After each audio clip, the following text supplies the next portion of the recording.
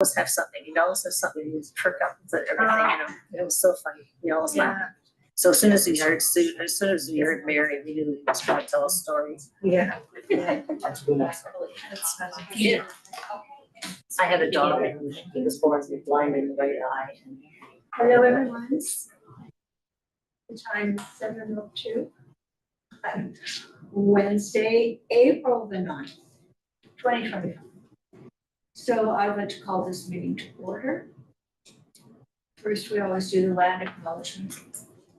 The town of Aurora acknowledges that Pecuniary lands on which we live and work are the traditional and treaty territory of the Chippewas of Turkey Island, as well as many other nations whose presence here continues to this day.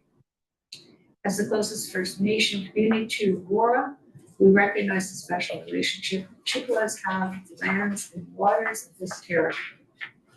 They are the water protectors and environmental stewards of these lands. And as a municipality, we join them in these responsibilities. We further acknowledge that Aurora is part of the treaty lands of the Mississaugas and Chippewas, recognized through Treaty Number 13, as well as the Williams Treaties of 1923. The shared understanding of how the rich cultural heritage that has existed for centuries and how our collective past brought us to where we are today will help us walk together into a better future. Let it be. May I have somebody approve the agenda? Thank you. Sorry. Thank you very much. And the seconder? The seconder was the lovely lady in the pink sweater. Oh, thank you very much. Wonderful, thank you. Okay. Any declarations of pecuniary interest? Seeing none, a receipt of the minutes, a motion to approve the minutes of February 12th meeting. Are there any questions or comments? Oh, we need to move our second to open. I'm nominating you. Oh, I can't, right? Oh, why don't we take somebody on screen? Which I can't see, so I'm gonna, somebody else do it. Allison, oh, hi, Allison, can we put you down as the seconder of the, thank you. We have no delegations, but we do have, I'm sorry, yes, all those in. We have a memorandum from Manager Parks and Fleet, Parks Project Updates. May I have a mover and a seconder to put this item on the floor for discussion? You can just go around and say yes. Sure. We got a second down there. Okay.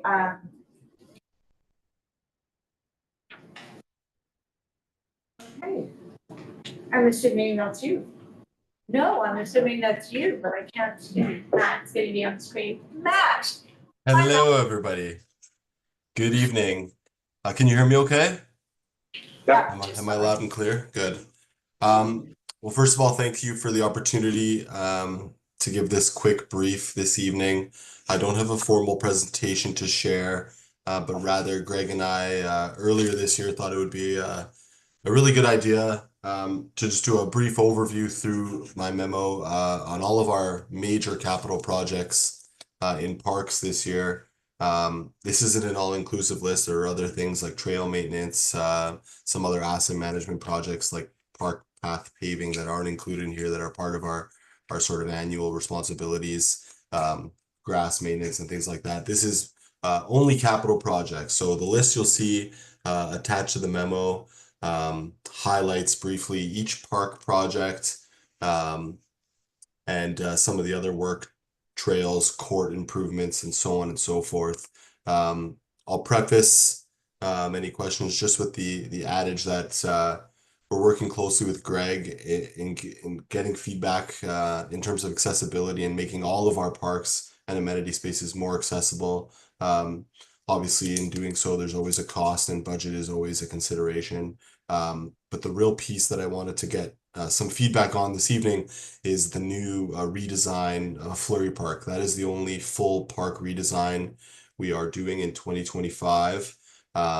And we essentially had a public open house and some online engagement opportunities that were presented to the public through March. And we received over 100 responses. Before going into that public open house, and I'm not sure if any of you, besides Allison, have already provided some valuable feedback, but we weren't sure the level of accessibility we would necessarily be including in Fleury. Town Park was really our first, I'm not going to use the word fully accessible because nothing is truly fully accessible, but I would say our most accessible park to date would be Town Park. So through the public engagement, we definitely heard that the desire would be to also make Fleury Park very accessible in terms of design and features and amenities of the playground in particular. So with that, the initial cost for the project would be increasing based on our preliminary discussions with our designers and the people that sort of help us build the package that we put out for tender. There are different amenities that are itemized that change the cost, but essentially we're going to be going back to council in May to present a case to up the budget for the Fleury Park to ensure that we can include accessible features. Another thing that we heard was splash pad was very popular, and those are two big ticket items that increase the price of the park exponentially. The rubber surfacing is another big one, the barrier-free surfacing. We absolutely want to include that. That's another big ticket item. So we wanted to bring that consideration here to this group this evening in order to record your support to include in that report to council in a month or so, or your not support. I expect this group will be very supportive, but we wanted to get your feedback and include that as part of our report to council. So I'm not sure if everyone did have a chance to go through things. Maybe we can talk about Fleury first, and if there are any questions about the remaining projects, I'm happy to answer those as well. Yeah, the floor is yours. Thank you.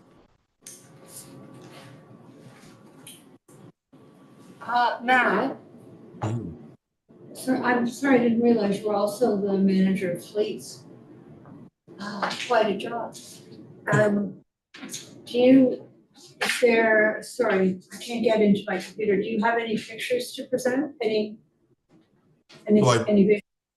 I don't have full concepts yet because they will drastically change based on the accessibility components and the inclusion of a splash pad or not.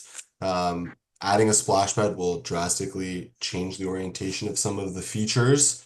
But to give you an idea, the main differences between something like this, and if you're familiar with the new accessible playground at Town Park, there isn't the footprint to do the same extensive decking as there would be at Town Park, but in terms of sort of piecemeal amenities that are meant to be inclusive, such as a wheelchair swing or a spinner or things that are visual or sound based, we're taking that approach.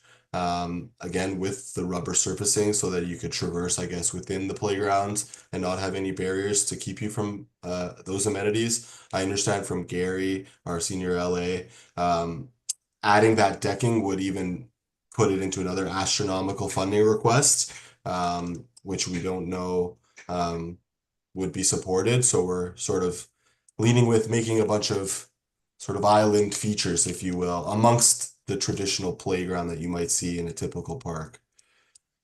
Okay, I'm going to ask you a favor. Mhm. What is you're not talking to your contemporary stuff. So what is decking? When I say decking, I sort of mean ramps that you'd be able to take a mobility device from one end. And the issue is because you're gaining about 7 or 8 feet to another level in a playground, the decks, in order to be below 5% grade, when I say that's the slope, they're very long. Like you'll see at Town Park, they extend well beyond the normal footprint of the playground. And those add costs, and there's challenges with grading and those things that would sort of again, make the project more complex, and essentially that just means dollars and funding availability. That's not to say if this group strongly wanted us to reconsider and present that option to council, we would take that back to our design consultants and get some rendering. So the idea is that based on feedback tonight, we'll be meeting with our consultant tomorrow to see if there's anything that we can do to tweak their design before we get it. And then we would present that to yourself, Councillor Gardner, and your colleagues at council in May. And then this group would also be open to delegate if they would prefer to. Sorry, you said, Gary, you said the LA, so that's the landscape architect? Correct. And who is Greg? Gary. Gary is the landscape Sorry. architect, and then you start about me working with. Sorry, everyone, this is Greg. Okay, we have a question, if you wouldn't mind. We have a couple, Matt. Absolutely. Can I go ahead? Hi, everyone. I'm Matt. My name's Lois. I just wanted to ask I'm just a bit confused about the approach. So this particular park you already had designed and got approval for, and then went out to the public for advice, and you're coming back now to make it to incorporate what you can of the accessibility advice. Is that correct? Through you, Madam Chair, that's partially correct. So we didn't necessarily design the park. We used our Parks and Rec Master Plan, which proposes amenities and deficiencies for scales of parks within Aurora. So Fleury Park would be considered a community park, which would be a larger scale sort of destination park that someone might drive through, not necessarily just visit in their local neighborhood by foot. And the PRMP recommends mainly pickleball, and there's another identification for an accessible playground in the west sort of quadrant of town. So those two kind of things blended the initial request, not so much the accessibility, mostly the pickleball, but in order to accommodate the pickleball, it meant we would be moving the existing playground further north towards the community center. I forget the name of that ice rink there. So the design was conceptualized, but never really put to paper, if you will. So then we went to our public information center, gathered feedback on what amenities people would like to see, the sort of must-haves, and now that's influencing. And we took this memo also to the Parks and Rec Advisory Committee a few weeks ago, and then feedback from tonight would inform that sort of concept design, which we will then take to council to get approved for additional funding, and then that gets packaged up as a tender, and consultants and construction companies basically bid on that. And the pricing is, from our consultant, meant to be pretty spot on. So the bids will come in. It's a very thorough procurement process where we assess the quality of the design. We check references, components. There's a tariff consideration now as well. And then we go from there. So if I could just build on those questions then. So the feedback was to move the accessible park, right? And so is it still close and easy to access? It's easier. It'll become closer to the parking lot. Yeah. Okay. And then the second question I have is a more broader question about the approach to building parks in Aurora. Is there a template that you use for each park that includes accessible playground equipment, or is each park developed differently? Is there consistent? That's what I'm trying to ask. Is there consistent accessibility in each park that is built in Aurora? I would say, through you, Madam Chair, I would say in the past, accessibility maybe wasn't at the forefront of design consideration, but in terms of a template, there always has been. It's essentially a senior and junior play structure, always consisted with a slide and a swing set, and usually a couple other standalone amenities. So normally we have a 25-year cycle for playground life, and as that sort of 17 to 20-year mark comes, we inspect playgrounds monthly. It's part of our requirement. But as we do that, we notice deficiencies. Sometimes those get bumped up or not. Fleury is a complete park redesign. So it's a little different in that we will consult on all features. Normally, if we're just replacing a playground, like Evans Park is on this list, we wouldn't necessarily go out and do public engagement. We would present it per se to this group and maybe preview some designs. but for the most part, it hasn't been done too consistently in the past. It's something now that every project we're considering and sharing with Greg, to get that feedback. For this park, again, I wish I had a thorough sketch to show you tonight, but it will be a part of the agenda package to council, and I invite anyone that wishes to delegate to that meeting if they have further comments. We also can circulate it to this group once we have those documents, but there certainly isn't a template, I would say, but it's more of the little intricacies, the steps, the gaps, the surfacing. Those are the pieces that we're looking at a little closer now in all of our designs. But I would hope that the standard equipment that you put in is accessible. Like you would put in an accessible thing at every park. You would put in, like it would be best to start there and then ask for advice. You see what I'm saying? Like Absolutely. every park should be accessible. So if you're putting up 3 swings, put up an accessible swing at every park.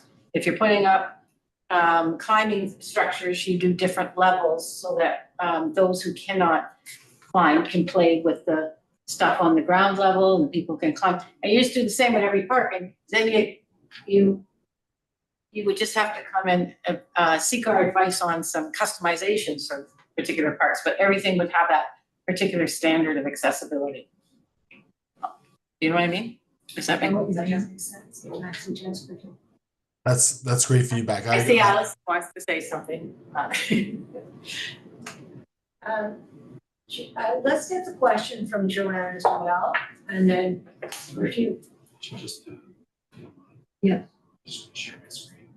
And I'm just gonna share my screen just to follow up on. Where's Zoom? Oh, there it is. Just to follow up on one of Lois's comments. About location. So currently the playground is there. So the tennis courts are not proposed to be touched. The playground currently is in a big sand pit here. The playground will be moved way up here by the parking and the washroom up here. Excellent. So that's the proposal of moving the playground. Do I have that right, Matt? Correct. Moving it closer to parking, yeah, and the washrooms, which do have a very free washroom in those stalls. So sorry, just to visualize the. Thank you. And is that, and that might be the first barrier-free outdoor washroom, outdoor indoor washroom. Yes, because they're all, I believe those two are universal. Okay. Those two barrier-free washrooms. The ones at Talent Park are gender specific, Yeah. but there's a stall in each of those. Okay, perfect. Sorry, Joanne? John. I'm Joanne, and I worked with people that are challenged in many ways, intellectually and physically. I've been with the Voices of Joy Choir for 22 years, and what I find is that when we plan things, Fleury Park's on the north side of Aurora Heights, and it has a narrow parking lot. And if we are all of a sudden going to increase the availability to people that have accessibility issues, some of them would come with workers and they have to maybe have a van. Some of them come with a bigger truck bus type of thing. If we start to increase these things, I think we really have to think about parking.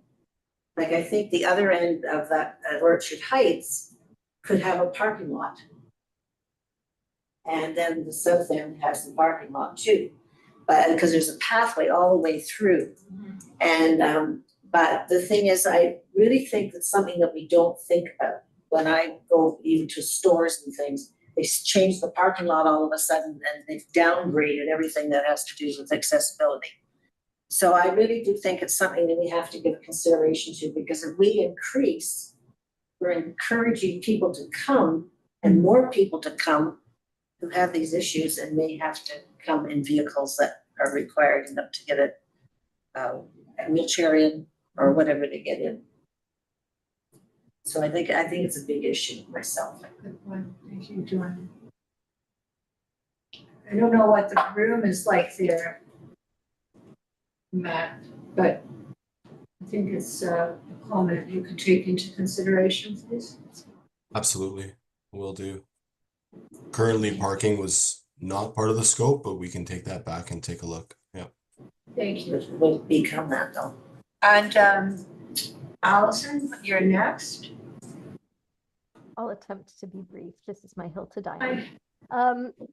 Thank you. I was trying to dig up the email that I sent you last year after you presented Town Park to our committee, because there were sort of like, I think 10 or so things that came up. And I itemized them and I gave examples. So if you're able to dig that up, my comment would be, what did we miss at Town Park, and add it to Fleury. I will always want a ramp structure because as a kid, I didn't have them. And as a parent, my kids want me to chase them at a park. So I care about those. And I sort of question, when I see big parks that look more inclusive, they do away with the two structures model that we keep repeating, and it's one big structure for everybody. And that makes more sense to me. Like, do we have to have two? If there's ramps and there's lower grade activities, then the little kids are great and big kids can play too. I would fight hard for a slide that considers kids with cochlear implants. So I think there's research to show they require a metal slide and not a plastic slide. And I would double that down and make it a double wide without a barrier so caregivers can assist someone. We have one at Blurview and it's shaded, so there's a structure over it because we know those get hot. So there's just mindfulness. They've also installed it into a bit of a hill, so it's not going to get as hot, and kids can wheel up to the back, transfer if they can, and go down, so it's still as inclusive as it can be. I think Sarah had mentioned to me a different style of wheelchair swing, which of course I'm going to love a swing that is more of a platform that you wheel onto, like not an independent swing for one person like Town Park, but more of a let's play together model, but it takes a bigger footprint. So I think at one point she was hoping this would be the park. I think for me, also knowing that there's plans for future parks, like if not this park, if something doesn't happen here, when's the next one? Where is it? And what, like thinking ahead, what are our must-haves? If they're not in this park, then okay, but we'll do it at the next one. It sort of satisfies me a little bit. I just wanted to comment on every playground should be accessible. What I observe, not just in Aurora, just everywhere, is we started adding accessible swings and music features down low and all these elements that tick a box for accessibility, but if the surface isn't accessible, they're just go unused. So we're spending the money on the accessible features that we're seeing they're not being used because kids can't access them. So, and adults alike. Anyway, just colorful commentary on what has been done, but I know that that's something you're looking at for future parks, so that's appreciated. I'll stop. Thank you, Allison.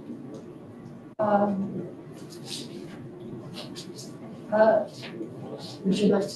Yeah, Allison, can you just I guess clarify the comment? The features are there but not being used. Can you just, I guess, elaborate on that a little bit? Like if you see an accessible swing and you're not seeing kids rolling up to it with mobility devices because they can't get into the wood chips or into the sand, it might appear to many as though it's, where there's no disabled kids to play here or what have you, but it's often that the features go into a place that you then still can't get to. Not that they're never used. I think the point is everyone can use them. So they do get utilized. The kids at our playground often prefer the inclusive swing. So it does get used. But for example, I can't go push my kids in it as a disabled parent because I can't get through the wood chips. I think the other thing, Matt, sorry, I have a comment. To me, placement matters. So even with Town Park, okay, I love the ramp to get onto the new structure. But then there's no ramp to get off to stay in the park. I now have to go back out, leave. Like my path of travel, if I'm a little kid, let's say with a walker and walking is extra labor and hard, let's think about where they're going to travel and the things they're going to access and keeping them in proximity to each other and making their path the easiest path. Thank you, great comments, thank you. What you've conceded, Greg, you've noted everything. Yeah, and that's taking And notes. of course. Thanks, Alison. So, many years ago, we did an accessible park next to the town hall. This is specific to your question. And I said, instead of spending all the money on that part, why don't we put accessible features in each park? And that didn't work. That didn't go. So I don't think, and I could be wrong Matt, but I don't think that there's any policy that says each park, there is no policy that says each park should have accessible features. Because why should you get in your car and have to drive over to, a park that's not anywhere near you? So I think maybe that needs to be raised as a policy change from this committee to council, and then I can speak to it at council, because it just makes sense. I think that the accessible features are more expensive. Allison, am I right on that one? Pretty much, yep. Right. So, frankly, it's always all about the money. And the money comes from the taxpayers. And you want your taxes to stay at a reasonable rate. So it's a real juggling act. But I think that we should have a policy where there's at least, X number of accessible features in each park. And the thing about the slide, that doesn't prevent, that's accessible to everyone. Doing that double. And you might get, a couple of kids going in, really thinking it's fun. So I don't think that would be more expensive. The swing sounds to me more complicated. But, on Allison's suggestion, and you said you got a list from her. Could you look into that and see how much more it would cost? Because the swing, like Allison said, everybody loves a swing. What's a park without a swing? So I think that should become a feature in every park as well. And if we, I've seen other parks where the kids use their imagination a little more. Usually they're made out of wood, and there's features for people who are in wheelchairs to actually do exercise. There's like little exercise stations. And I don't know, I'll try and get a picture of it. I sent it to John's in a long time. But yeah, maybe we miss out on one structured feature that's normal or whatever, what's the word, that we always do, and make sure that we have the accessibility part in place.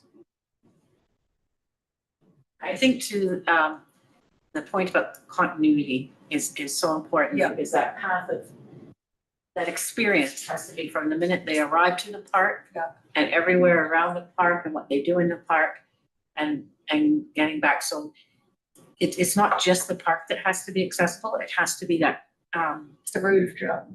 the route of travel and everything so that folks can get to it. And I'm just thinking, if we have things like, I know it's a legal thing and everything to try to use some residents to do things, but if you knew you were planting plants, for instance, you could ask the residents in that certain area near that park to come out and help plant the plants. When we first moved here in 1970, we made arrangements with the nursery, which used to be where the Board of Education is. We made arrangements for them to put a tree in front of every house in our subdivision, and we had 300 some odd houses, with 200 and someone in the first. And we went around to every door. The homeowners association knocked on the door and said, "It's time for you to dig the hole." And the people came out and dug the hole, and the town came along and they put the tree in. So I mean, it's not that they're major things, but you could, encourage a horticultural society to bring their members out and help do certain things for their plant bushes or whatever you need. It's a terrific idea, but you're right that about, Legality. it's not so much the legalities. We have a policy, the hole has to be, a certain size and depth and has Well, to the guys that came around with the trees checked that, so I mean, we got them done. Well, The whole maybe, subdivision- but it's an interesting idea because we're losing that sense of community as Aurora grows. It's an interesting idea. But Joanne has mentioned something very important, and Allison mentioned it too, and that is shade. And please, none of those pergolas that have like slats so that they don't protect you from the sun. They're useless. Yeah, you need the shade, and we're going to need it more and more. With climate change, so there's nothing like a tree, and it absorbs the water, and so I'm really glad you guys are asking us. I think you probably pretty much know. I'll tell you though, to your point, you up there, can you listen too? Speaking of Matt, not you, Allison. So when the leisure complex was redone, and you used to be able to come in the back door, and now you couldn't do it because they would need a station for staff. So I had to fight to get the back door open, and a comment, and I think it's quite common, was, well, if you have to park at the front and walk to the front door and then go to the pool, it's only an extra 400 steps. But 400 steps Isn't for somebody that can be a make or break for someone to, use the facility. So all the comments, and you have them about the path and the parking, and they're just really important. For some of us who had problems at that time getting in, we had a pass key. And we used to enter the back door. You have no idea what I went through. And finally, we got the back door open. We had to share parking, or with the arena, so that we had to share the parking. It's hard because, but I think we really need to change the policy, and I'm willing to, maybe we could make a motion that, well, it's always the comments from the Accessibility Advisory Committee, be received, but they never say what the comments are. I know you can't do it, you're not supposed to editorialize. But this would just be, or when it comes onto the council agenda, can we have a list of comments, at least, so that I can read them from just general? Ideas suggested. Through you, Madam Chair, the comments will be part of the discussion, right? Discussion portion of the minutes, Which you're recording. which are recorded, which are entered into the minutes. So it'll be part of the minutes. Oh, then we'll say what the comments were? Yeah, so in the discussion part of the minutes, we do summarize the comments that we provided around the table. So all feedback, all comments, all of our minutes have that. We provide the detailed comments that are provided. So thank you, because we did get something, I believe, that said, one of the comments was, people were generally in favor. But there was an important part of that was missing, and that didn't get onto the agenda. Okay, I'm gonna leave it to you, because you're amazing. This in particular is very important, because I'm gonna ask for a policy. I might have to make a motion. So again, through Madam Chair, the committee cannot recommend to council. They can only But I refer the can. comments to staff. So I think through Madam Chair, like I can if Greg would like to step in, it could be it can be explored as part of a multi-year accessibility plan in the future as well. And that's something, Greg can expand on it. But if you wish to bring it to council and it's not something that has been brought, then the correct procedure would be that it comes via a member motion to council, right? Where, Which I'm a member. yeah, as a member, you can bring that to council where you are, Okay. right? So it would kind of be, as the discussion we had, then you would bring that member motion Okay, forward in other based words- on the discussion. Just don't want to have to look for that other meeting that I'm talking about traffic safety. I had to listen to the meeting and I was at the meeting, but I had to listen again and make the comments. So if you could just, when you're doing this, if you could just make a note of some of the comments so that I can have them for reference. Not part of the minutes, just for me. We can have that conversation and look into that and as to what we can provide. But we can definitely take that back and provide, see what we can do on that. Okay, We'll we'll talk about this for me. Yeah, so and so as part of the current multi-year accessibility plan, there's very limited Yeah. discussion on playgrounds. And just through the work and like Matt said, him and I have been conversing a lot with trails and playgrounds and what does the future look like for some of our stuff. The next iteration of the multi-year accessibility plan, which will be out starting in 27, which we'll work on in 26, will be probably more extensive and will take, like Matt said, the Parks and Rec master plan and all the current work that we're doing, all the work we've done, and then see how can we progress this further to go from there. So I will make sure that it is a specific, if not a multiple lines, it'll definitely be in the next multi-year accessibility plan. Okay, just in case I'm not on council in the next term, Well, we will work on it next year. is it gonna be presented? And then, so our current multi-year accessibility plan is until 2026. And then, so 2027, so basically we'll mirror the term of council. Okay, 2027 to 2030 will be the next one. And then, so in 2030, we'll work on the next one. but So will you'll you hear come about- to council in 26? Well, it depends if the work is done Okay. in 26 or presented early 27. Okay, That's anyway, near enough. all staff at this table. I'm not on council, can you please make sure I can come so I can make a delegation? Put all of you, including you, Matt, put it in your calendar. Okay, I saw that. Okay, Allison, I'm sorry, I didn't, my glasses are supposed to be for distance, but. Your hand obviously- blends in, Allison, so it's. That's okay. Another comment, Matt, I think you mentioned discussion around a splash pad. Love a good splash pad. And often they're fairly accessible. A friend from out Peterborough way messaged because they are putting in a splash pad and going a step further and ensuring that they have some kind of outdoor water safe chair that people can borrow. And I think this park would be a great location because of the proximity to the community center. It could be stored there and have some kind of safe way to access. But that would be great to look at as well, just so that people know, hey, you don't have to get your own chair soaking wet, which wouldn't That be would be- wise. That's a great idea, that's gonna be a bit. Logistically, it's gonna be a little difficult because staff won't be in control of that chair.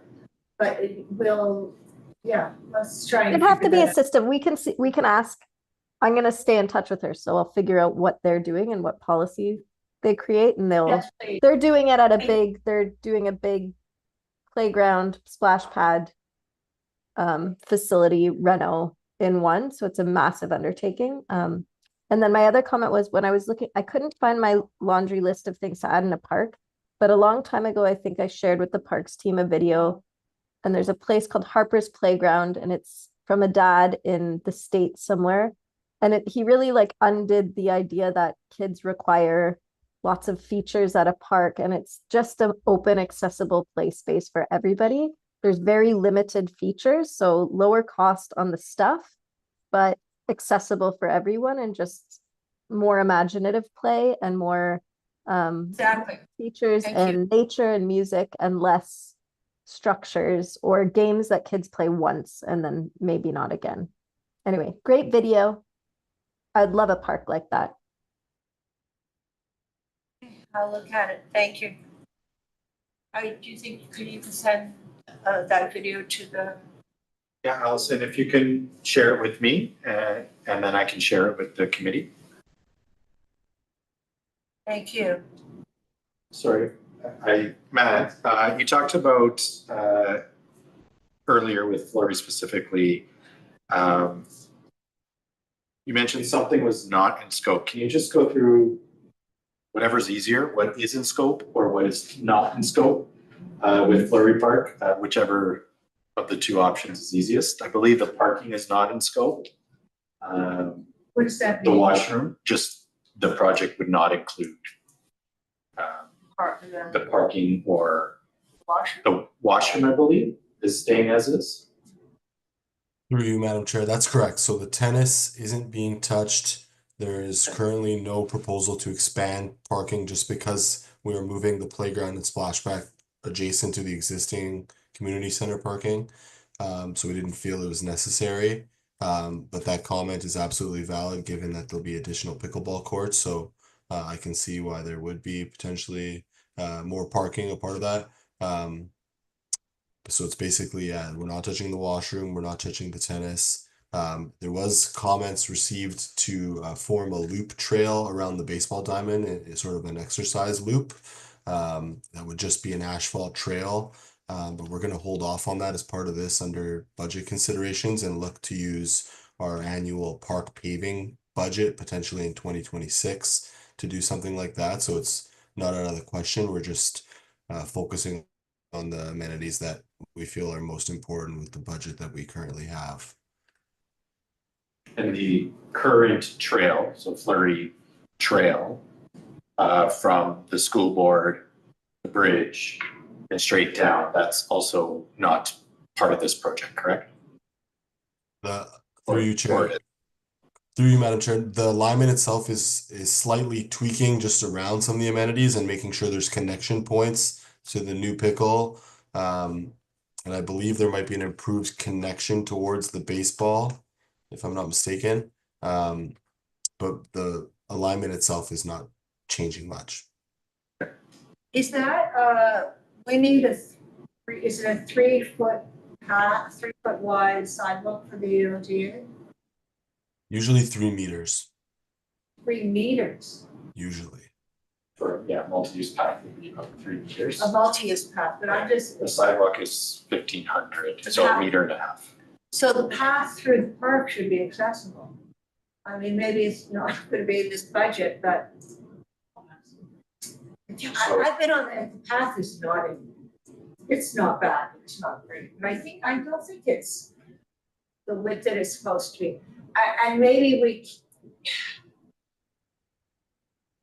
maybe we can't do it for budgetary constraints, but we certainly should try or put it in the next budget. At least the path near the playground. If I may, through you, Madam Chair. So there will be new pathways that connect the parking lot to the new playground because the playground is moving. So all of that will be accessible. Okay, including gap-free connection to the rubber surfacing and level surfacing. Yeah. Thanks, Joanne. I'm just a little confused. I think maybe I'm muddled up. I don't know.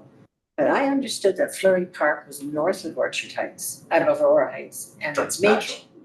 I thought it was the other way I around. always get mixed up. I That thought- parking I is thought- not I thought great. Mitchell was south and. So Fleury was Park north. is attached to the Aurora Community Center. Okay, that's where I was On the muddled up, south because side. I was thinking of the other one, but Yeah. That's Mitchell Park. Okay. Rip Fest. I had thought, sure it was the other way around. Thank you. No, it's a common point of confusion. Is there anything else that anybody would like to say? Thank you so much, Matt. Greg, it was very interesting. So in our next item, Yeah. I do have, sorry. No, before I do, it relates to this. Okay. I will show the work that we did with Access Now and the Fleury Park Trail. So I did bring it up. We did assess it this past year. So I do have the assessment and just show visually. Okay. So Matt, if you wanted to stay an extra few minutes, I'll start with that, and then you can kind of head out after that. But that will be on the next item. So I know we just talked about it. I just wanted to. It could also be on the next agenda, or whatever you want to do. It's part of our next. You know, Matt was sitting at the council meeting last night, and it was a late council meeting. Okay, so we'll let Matt go. I'm totally fine to stay. I have my mom in the room next to me putting my toddler to bed, so my responsibilities are done for the evening, minus this group, and I'm happy to hear the feedback. So. Well, then let's do it while it's still fresh in our minds. Thank you. We'll finish off this. Yes, we need to do. So we need to receive, yes, we're just receiving it, right? Oh, yeah, but it's just a receipt. Yes. Yes, it's a receiving. Okay, we do have a mover and a seconder, I believe. So all those in favor of receiving the presentation? That carries. Okay, is this what you're talking about, the round table discussion? Okay, so this is the next item. We're talking the multi-year accessibility plan, which Greg mentioned. Who is new to the committee? So, Greg, do you do the accessibility plan?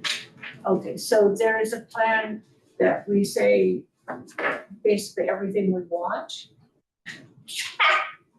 We can say And then we try and do as much as we can every year. Yeah. Okay, so way you go. So as promised, I'll start with our Access Now assessment. So back in February, I talked about it being completed. And we were just going through the work. We are in the final stages. It's a lot of work. We're pretty much at the point of needing trail descriptions, and we're ready to go live. So we do have quite a few trails that is currently online. But what I was able to get from Access Now, just to show this committee, is what the assessments would look like if they were to go live today, minus, of course, the description and the final commentary. So I'm going to start. Brief description of Access Now. Okay, so we'll backtrack. So Access Now is a Toronto-based company founded by Maya and Ziv, who uses a wheelchair and constantly struggled to access things with places with her friends and her family downtown and everywhere she went. There's always a step, there's always a barrier that she constantly faced, and she decided, rather than trying to go out and find these barriers and then have to go back home, why don't I create a platform that people can kind of log into, and before they leave their house, figure out if this is somewhere that I can go to and utilize that space before I waste my time by leaving our house, getting changed, going to a location and realizing we can't even get into that first step. So that's where it started. They are now in over 100 countries worldwide, where they have mappers of various disabilities going out to those places to verify places that they are accessible and or not. And if they're not, why not? And for not everybody, some people with different disabilities could still access it. So even though it's partially accessible or not accessible rated, it could still be accessible for certain individuals. And that's where users of the platform can make their own decision to say, is this somewhere that I can go? So we started in 2023 with our facilities. In 2024, last year, we mapped all our trails. which was a huge endeavor from June until pretty much October. We were mapping. Any good weather day we could find, we were out. Well over almost 100 kilometers of trails, I would say. And so we did map all of those. This year into next year, for the next 2 years, we will also be mapping our playgrounds.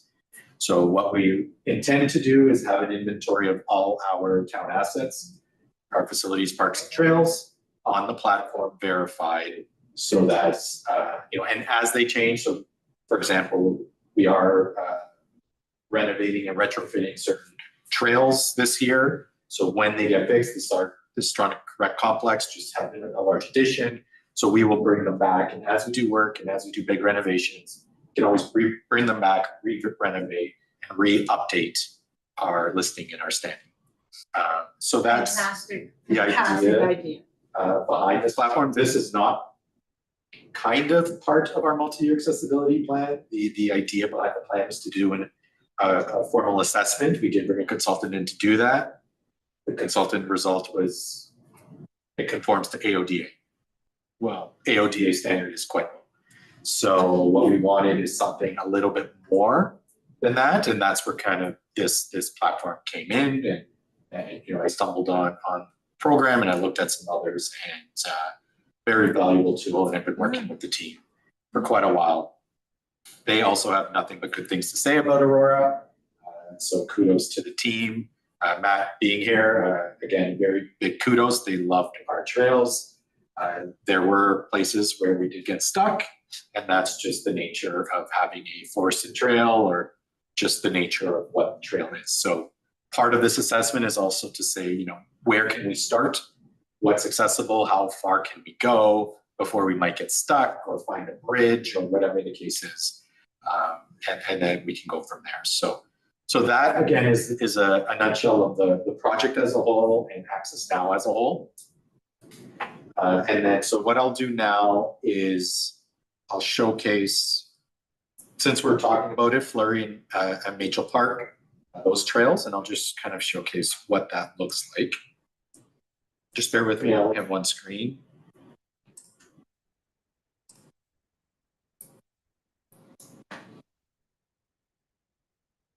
Okay, so this is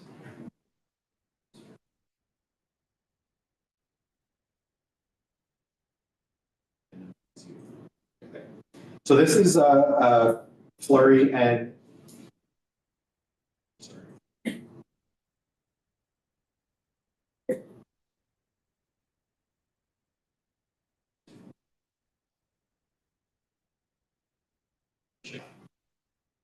Just gonna go. Okay.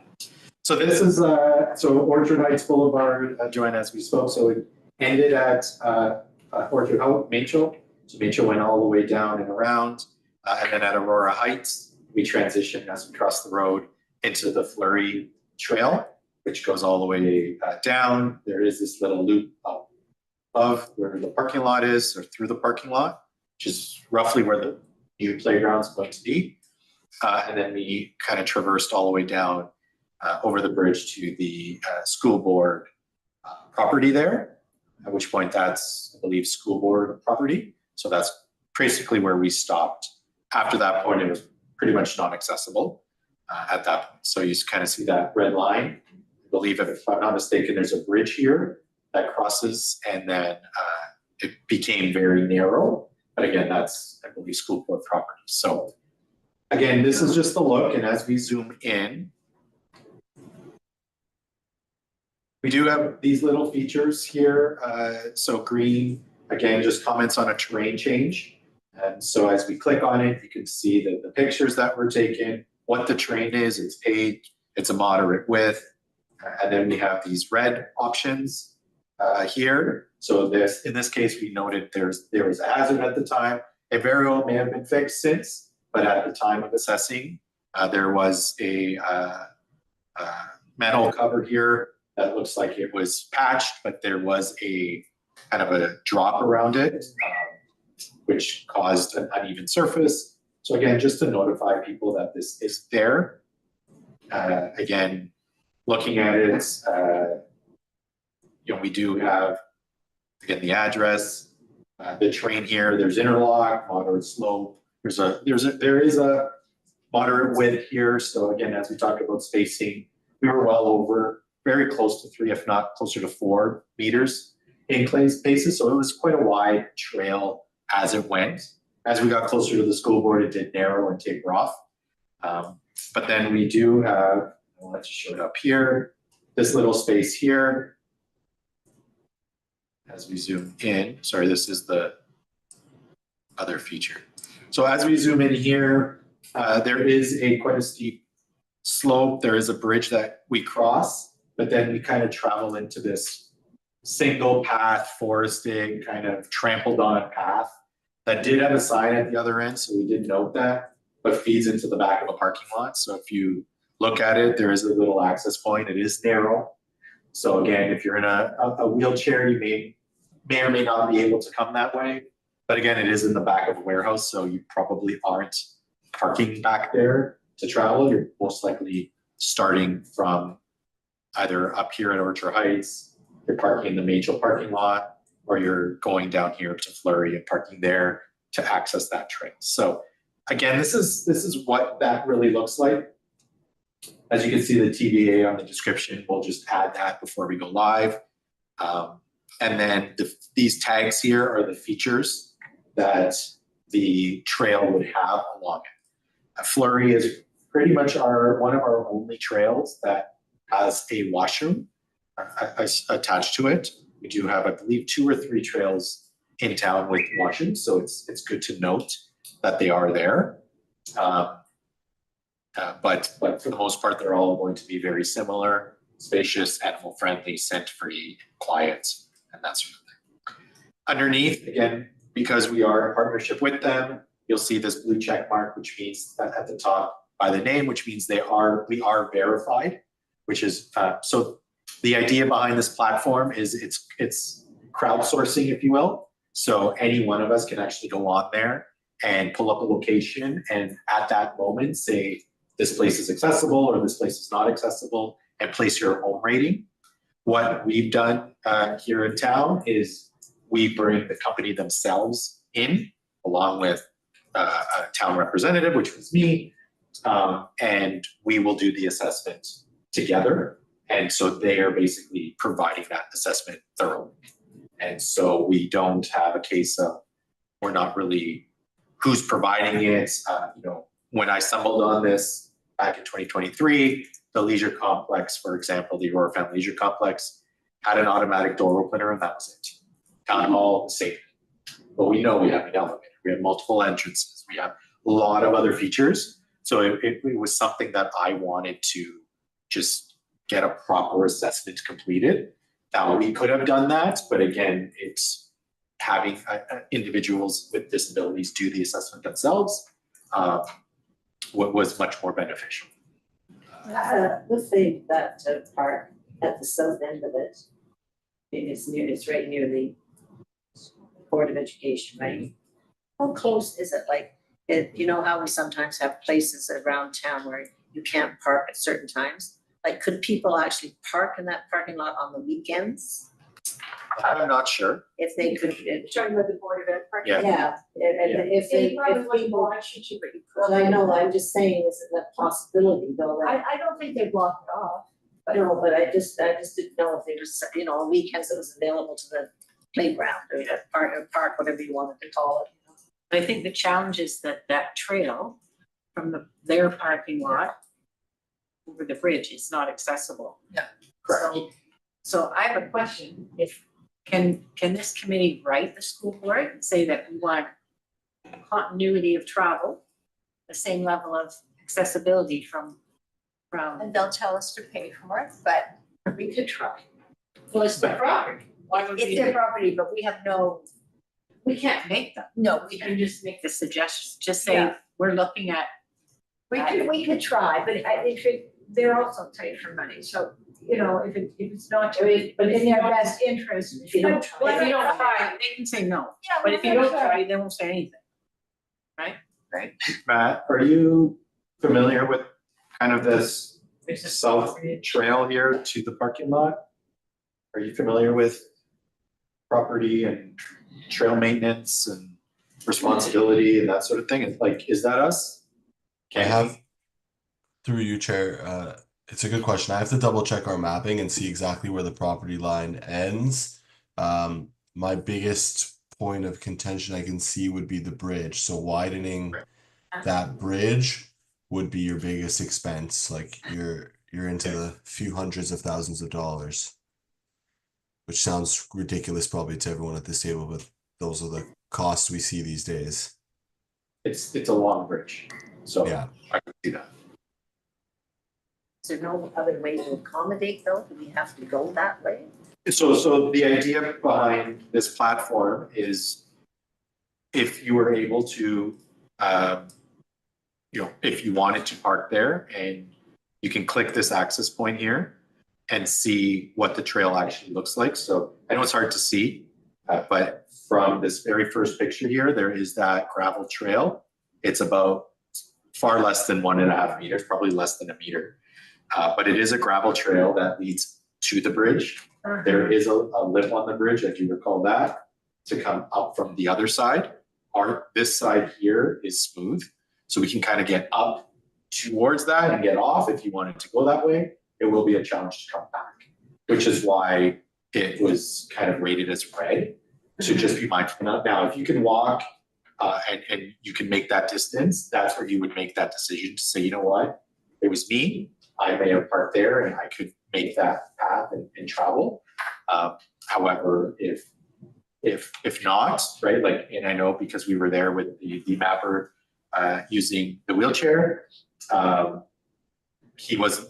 we basically stopped him and said, you're not going any farther because I don't think you're gonna come back.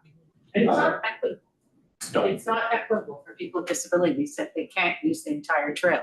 They can only go there, turn around and go back. We could go to somebody like Vic Priestley and say to him, would he mind correcting all this for us? And to looking after them, because he donates all the time, so. Does he? Oh, yes. So again, I think with this end of the trail, again, our side is good Yeah. to the bridge, and then the school board lot property begins. And so I think there's, But maybe There we was- bring it to their attention. That's all we do, is we say.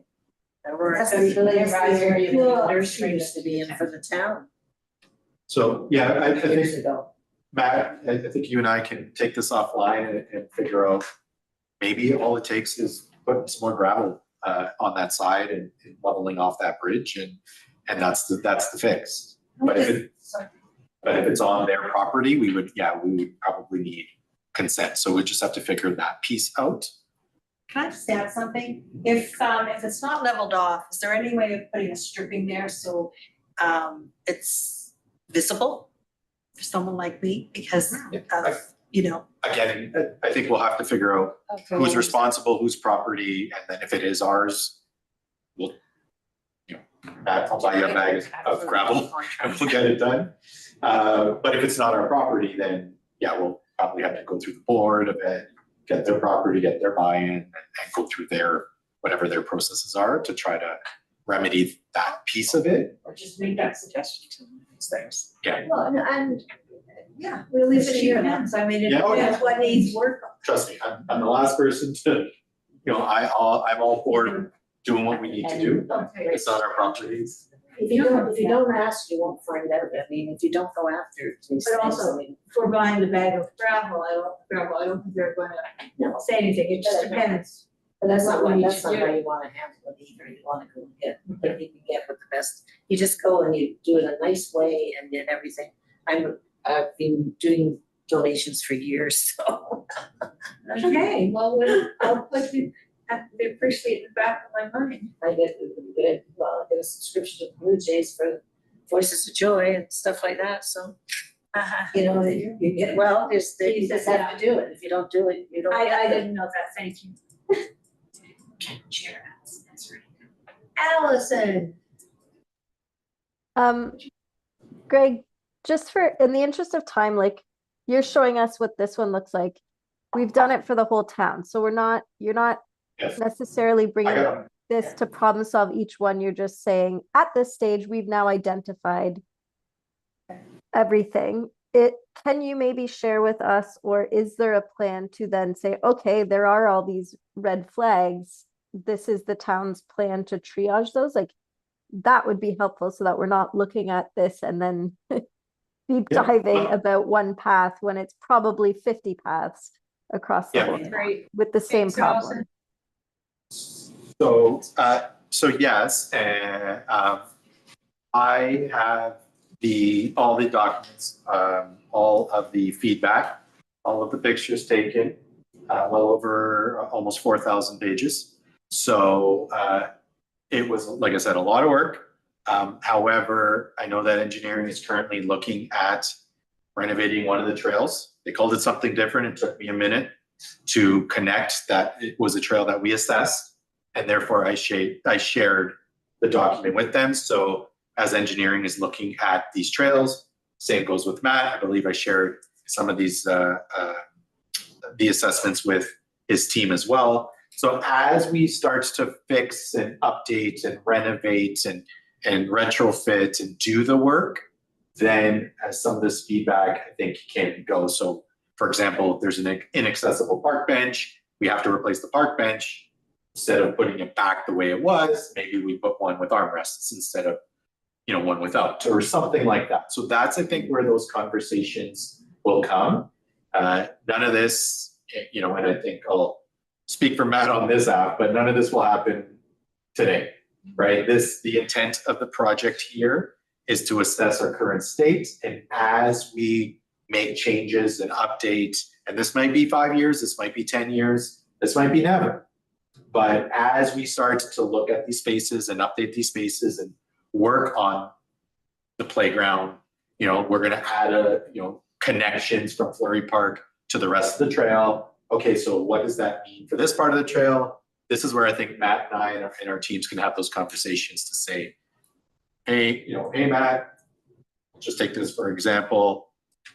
There's a pothole here. While we're adding a trail to go across to the splash pad, can we fix this pothole too? And that's, I think, where those conversations can be. And between you and I'm going to push a scope creep on Matt all the time to try to get a little bit more out of it, and using this information, this data, to say, hey, Matt, can you fix this? And I know I've been in Matt's office quite a few times over the last while. So it's just a matter of, again, like Matt said, having these conversations, knowing this committee's interest, our community's interest, the roughly 25% of our population who have disabilities, and how can we best accommodate. But as Matt said, a lot of these things, they're costly to begin with. We have plans in place, but as we start to do these assessments and as we start to look, and yes, I do have other trails that I do have here. So again, as we start to do this work and look at it, and some of these challenges that we're seeing are also because we went right after a rainfall. And so there's a lot of drainage that was happening. And so there was a lot of, runoff and that sort of thing. And that's not something parks can fix right away. That's Mother Nature, and eventually there are plans in place. And I have talked to the parks team about going in and fixing these after the fact. But for some of our trails, they're just not going to be very accessible. Butternut Ridge is a great example, very steep. And we found those. But as we start to look at the next half of Butternut Ridge, we can look at, can we lower some of the slopes? Can we flatten some of them out? Maybe can we pave them? And whatever the case is. So it's a matter of taking this information and not necessarily going in and fixing everything. That wasn't the intent of this project. The project is to get a current analysis of where we are, having this data, how can we fix it moving forward? When we go about fixing it. Thank you. Matt, I think I'm gonna let you go, but I just want to say that when I started on council, this discussion never would come. So we've come a really long way. I mean, we're not there yet, but it's really a vast improvement. So thank you both. You are dismissed. Hope your child is asleep. Thanks, Matt. Bye. Thank you. Terrific discussion. So we need to do we have a mover in a second? We must have. Sorry, we did not. Oh, we got more. We have more updates. Okay, but are we doing this without having mover seconded? Oh, goodness. Oh, yes. So we. Ignore everything I said. That's all right. It's all right, okay. So we can definitely put it on the floor, but it has been on the floor. The motion on the floor would be to receive the information and comment be referred, so that can be done after. Okay, thank you. So I just wanted to again show, and as we were talking, we do have very different trails, and I did talk. Overall, we do have some accessible components and features into our trails. Some of our trails start and stop in different places, and so again, this is a very thorough mapping of basically every trail in town. When we back this up, when we go live, you'll be able to pull up Aurora, Ontario, and search the area for accessible features, and we'll start to see all the trails. We'll start to see all our playgrounds, and we'll start to see all our facilities verified. So anyone coming into town for a hockey game, for a birthday party, for whatever the case is, if they have a disability, they'll be able to see where they can and cannot come. I talked last year as well, so I'll update you, also working with the Chamber of Commerce. And so trying to work to get our businesses in our downtown core and throughout Aurora to also understand the importance of accessibility. And also the encouragement here to, hey, showcase, we are verified, this is what it looked like. And really an encouragement for them to do the same. There is really a financial benefit to make their businesses accessible, to invite people in to their restaurants or to their establishments, whatever that happens to be. Because it's not just the one person with a disability, it's their whole family. Can't have Mother's Day at a restaurant because one of our 20 plus members has a disability, I can't use your restaurant. Sure, you're not talking about one person, we're talking about 21 people at that point. And so if they can understand that model, hopefully they will be more likely to update their policies or maybe be less resistant to put that ramp in or put the door opener into their own facilities. It would make financial sense, so. Can I ask a question? This is short. You have to me. Okay, Madam Chair. If you were going out and trying to assess these trails and things like this to help people with accessibility issues, are you actually going out as staff and taking people with accessibility issues with you? So before we started, I think I sent an email or I commented back in, I think June's committee that we were going to start. If you're interested, to let me know. I think I sent an email out midsummer. If you are interested, by all means, Access Now is willing to take people on, but they do bring individuals with disabilities. That is their model. When we did our rec complexes, there was an individual using a walking cane as well as an individual in a wheelchair, both going through our facility. So very different perspectives on accessibility. I don't have internet, so I don't get these little messages. Yeah, well, I think it was at our June committee, we talked about it coming. But by all means, so when we do our playgrounds, it'll be the same thing. Playgrounds will be sporadic. It'll kind of be, hey, weather looks good tomorrow. Are we free? Can we go? So it is a little last minute just based on weather. But yeah, if you wanted to come, by all means, the invite is open. But Well, you could make a note that Joy needs to be called. Yep. Thank you. Well, it's just that if there's something that we need to know, that's all. the plan is to have conversations later this month to really start to look at what is our mapping going to look like for this summer, and how much can we do. We're going to start our larger playgrounds and park spaces this year, and then roll that over, and then medium and small into next year. So we're going to finish off with our smaller spaces. Which are neighborhood spaces, which Yeah. are likely for Our somebody, parkettes, that's maybe not parkets, but for a neighborhood park, it might have more likelihood of kids in the neighborhood wanting to use it regularly. Yep. So, very important. Thank you. So next item, wrong one. Also wrong, sorry. I gotta stop sharing 1 second. And reshare.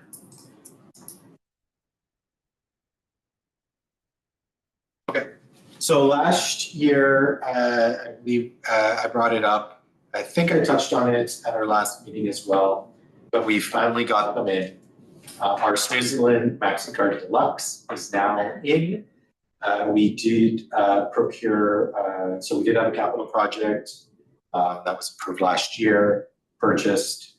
They were finally delivered to us, and I think 2 of the 3 of them have been set up. But this is, I just wanted to show what the card looks like. And show kind of the specifications and talk a little bit about their uses. So this was an item on, I believe, our multi-year accessibility plan. We did talk about having sensory equipment out at our special events, which we did do. We purchased a outdoor tent. This is a lot more, we'll say, than that project, but saying that this has to stay indoors. So for any of our indoor events, these carts will be available. So we will have them at our indoor facilities. Again, we only have 3, so they will be at our 3 main facilities that we do events at. Probably the Aurora Fun Leisure Complex, the Stronach Aurora Recreation Complex, and probably the Aurora Community Center. So I have no idea what this is. Okay, so this is a sensory cart. It is mobile. So just a few things that will kind of showcase. I'll start at the top and work my way down. So it does have a projector. Ours is on the back, not on the top. So it does project on the wall, and we can change what that projects. So like a kaleidoscope of colors, it can turn, it can shift, and that sort of thing. And then right down here in green, there is so there is water inside, and it produces bubbles. So there's that bubbly sound and feel, and then the lights do change as well. If you set it, so it can be white, it can change in colors, or we can set it to the different colors, and that sort of thing. So it is a nice, cool, calming, bubbly feeling. And then down here on the bottom are light ropes. So these are more tactile. You can braid them, you can play with them, you can make them into shapes, whatever the case is. There's about 20, 30, 40 different light ropes that do come out of the back. And again, they can change colors as well. These side mirrors do open up, so we can have reflections and mirrors. They can lock closed as well to just be very minimal. And then in the back, there's a little storage here. And then so that we do have additional sensory equipment, so balls with tactile features and these pads that you can kind of push the buttons on and that sort of thing. So that is the cart in a nutshell. And I'm going to be very obtuse. This is the first time. Was this from the was this presented to the committee in the last couple of years? Well, anyway, there are 2 of us for new, so. Yeah, so I'm not sure. It really doesn't matter. Yeah, I'm not sure if this, because this would have been entered into the budget process pre-2022. Okay. And I think it was approved in 24, if I'm not mistaken. So I think the budget would have been approved for purchase in 24 and 20, something like that. How much are we? I believe the total capital request was 40,000. So about 3? just about 10,000 plus tax and shipping and installing that So, each. can you tell me exactly who would benefit from this and how somebody would access it? So just pulling it up here. Our town summer camps will be using these tools. So our inclusion services program. The camp counselor is the director. So any of the campers that might require or need the additional sensory play or equipment, it will be available to them. So again, that's why I'm thinking it's in our 3 main complexes. Again, it has to stay indoors, so it won't be at Shepherd's Bush or that sort of thing. Yeah. It will also be used at our indoor town events. So Shelley, as they program and plan our events, will look to have a space available. So it's really intended for individuals, could be children, could be adults. Typically at events and programs, there's a lot of stuff happening. Yeah. And for certain individuals, there's almost this overstimulation. And so there would be a time that they just need to step away, go to a quieter space, or maybe take their mind off of the distractions and utilize something of this nature. So this is parents may bring them for their children, but we're starting to see more and more of these, as they're called, quiet rooms. Really that space to just step back from all the noise, all the light, all the bustle that's happening, if you will, and then just be able to take a breath and be calm and then use these features as they may need. And everyone will be different. Not everyone will use all of them, but some of them. So they'll be available to the children at the camps, and if there's a special event, even if these things are outside, if the recreation center is open, they'll be able to come in. For special events, yeah. I don't believe the intent at this point is to have them out. No, just when there's a lot going on. Yeah. So family first night, for example, it will be out. That building is at capacity. Yeah. So we'll ensure that one or even 2 of them might be There. for that space. So that will be on Shelley and the special events team. Okay, perfect. By the way, if there's any questions on any items, feel free and stop and ask. If not, I will continue on. Madam Chair, Allison has a question. Allison.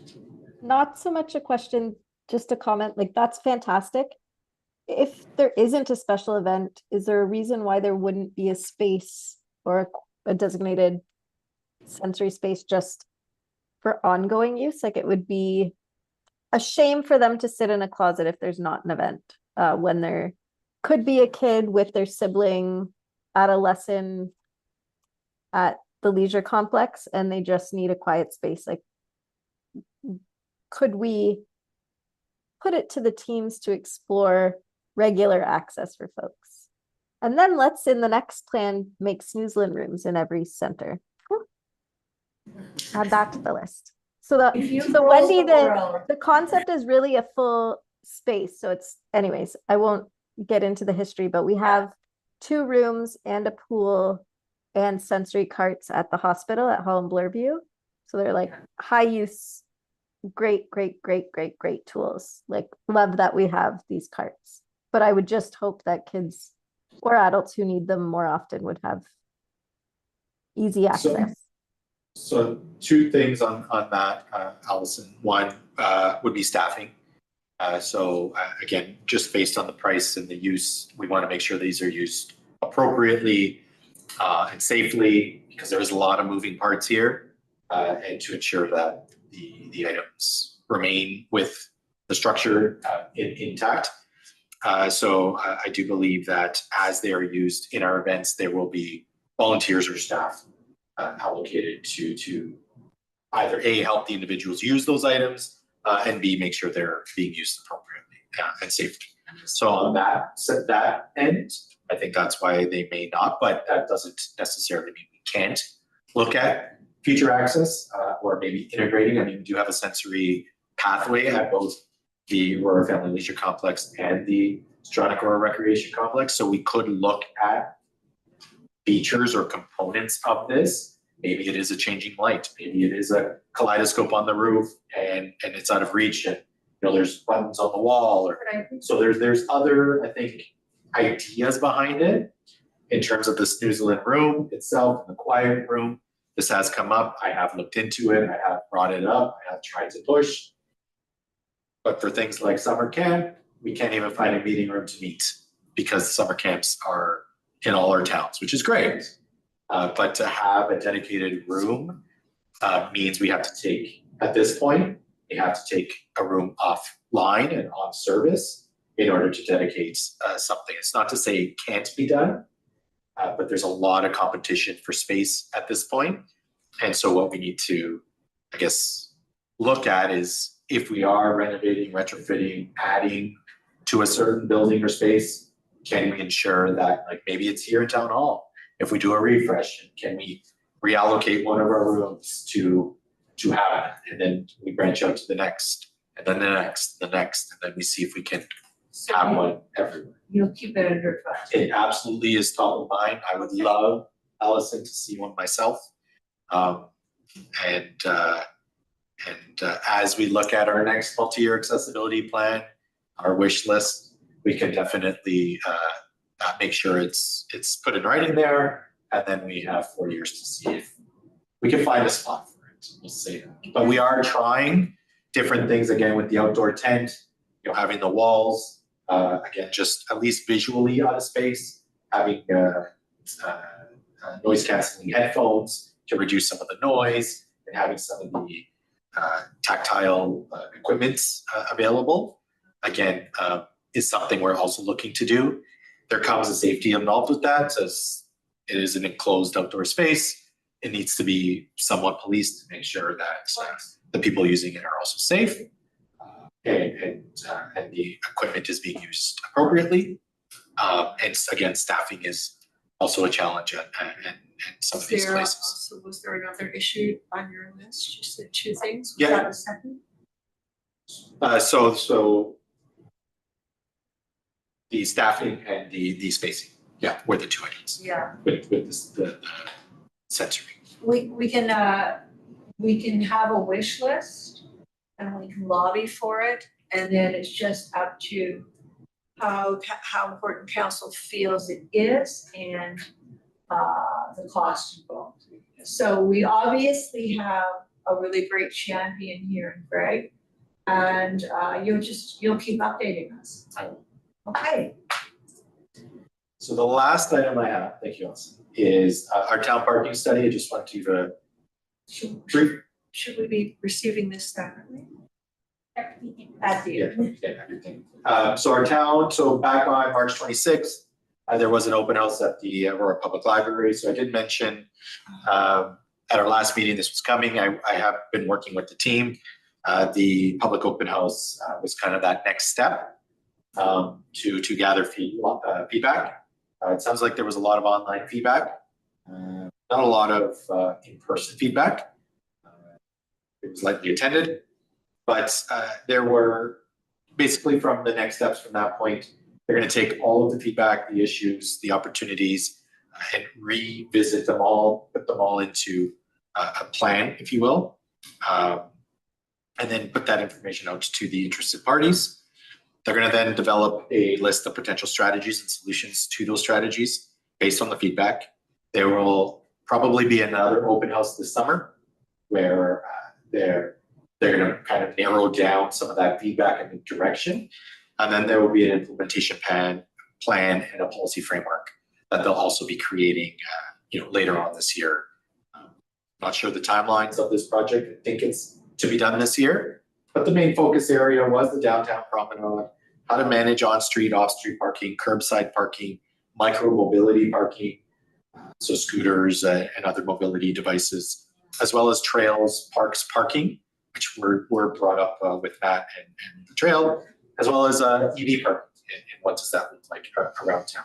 So it is all encompassing here. We are looking at barrier-free spaces and EV charging spaces. I've already had many conversations about barrier-free EV spaces and seeing if we can get both of those combined and seeing if we can get, some of those to start appearing in town. And then we're also looking at quick stop spaces, commercial loading opportunities, quick stops, so being, a pickup, drop off, loading type areas. Also looking at the parking bylaw itself and the regulations that it has, time limits, paid parking, parking restrictions, winter restrictions. So it is really all encompassing. Paid parking. We're one of the few municipalities now that don't charge for parking in our municipal spaces. If you are a non-resident in other municipalities, you need to pay to park to go to their trails and to go to their spaces. So we are one of the few that don't do that. So this is also looking at that. Also parking infrastructure. Do we remove a lot and put up a parking structure? What does that look like? How is it used? Where do we put those and that sort of thing? Along with wayfinding and time limits. Is 2 hours enough in the on Yonge Street? We need to increase it to 3 or 4, especially now in Town Square. And what does that look like for performance that I got to park on the street? What does all that look like? So it is thorough. It is all encompassing. And I have brought up quite a few things. So on-street parking, especially near schools, to start looking at barrier-free options. I'm really pushing the engineering team to start looking at some of those options. I am also looking at, on Yonge Street, we have no barrier-free spots. We do have some off of Yonge. So, specifically around Town Square in those streets, we do have off-street parking, barrier-free specifically, I mean. But can we get more? And what does that look like? And so this, again, I encourage you all to provide your input and provide your feedback as well as residents in town, but also parking near wherever you live, whether it is an apartment, whether it is, I have a driveway for 1 car, but I have 3 cars that live in us. What does that look like for me? Okay, so it is all encompassing. I did want to bring it up to this committee as well, just because I am involved in. I encourage this committee to provide that feedback, whether it's to myself, and I'll relay that forward, or to the engineering team and the consultants directly, by all means. Okay. How long have you been in this job? As the accessibility advisor, Just with the town. I've been with the town for, I think, 13 years now. As in this role for about 2.5. As probably Joanne will know, parking has been an issue for a long time. We knew with the Town Square, it's going very much so, made things worse. I went to the library a couple of weeks ago, I couldn't find a spot. I was at home, I parked in the Sunday, I parked in a commercial spot and it was okay. But I thought there was supposed to be barrier-free parking on Yonge, but possibly because of the traffic, it's not safe. Correct. And with respect to the EV spots, they're big, really big spaces, so that would be an issue. It'd be an issue of So to go up a curve, but yeah, so the big issues with EV is the charging stations themselves, because the handles are too high and too heavy, and you have to drag it to your thank you. vehicle, and then the placement of those as well. So like I believe here at town hall, it's on the same level as parking, but at some of our other complexes, it's 1 level above. So you'd have to get onto the sidewalk or the curb or through the curb to get to that spot and then come back. So those are the bigger challenges. Spacing can be done, but it's more of a challenge of the unit itself. And from my understanding, there's very limited companies that actually have accessible options currently out there. So Which of course will change, but hopefully down the road things become a lot more accessible. That's not necessarily something that like we as the town wouldn't be installing those. We could just ask that they be provided to us, and then it would be on the provider, whoever's installing it for us. is it on the accessibility list? So mobility devices parking is part of the multi-year accessibility plan. EV parking is not, but it is something that I am aware of. And again, there are actually a few developments that I've asked that they double up to have EV and barrier free in some condos that are coming in town, and they seem to be willing to provide those options. So moving them closer and having those EV options. Right, can we put it on the multi-year accessibility plan? Not It's, on, it is on, okay. yeah, so it's something that I'm actively trying to push for. It's just the industry itself is not. But it is something we're trying to push. Okay. So one other update. Get rid of me that quick. So one other update. So our video project, I did speak to, I think I brought it up last week, or last meeting, I should say. I did speak to communications. We will be looking at doing, so last year we did 2 videos talking about the importance of accessibility in our trails and employment within the town. And so this year I would like to, we're going to create a video on the importance of accessible playgrounds and play spaces in our town. And now that we have our wonderful town park at our disposal, we will have that as our background. And of course, we had a thorough conversation today with Matt. Hopefully, as we look in the future to our next, our Parks Department division has a 10-year capital plan on what's being changed when and which years, and hopefully as they start to come through, we can start pushing more and more accessibility in our playgrounds like we talked about today. So that is the focus of that video. And then this year, I've already requested that we start taking clips at all our special events and some of the accessibility. So the Snoozlin cart will be showcased at our next indoor event, but also some of the other accessibility features that we do provide. And we do have movie mats, and we create additional accessibility parking for Ribfest, for example. We take the Mitchell Park and we convert that to an accessible parking only, and put up those temporary signs there. And then we do have our movie mats. You can get down and travel the park for there.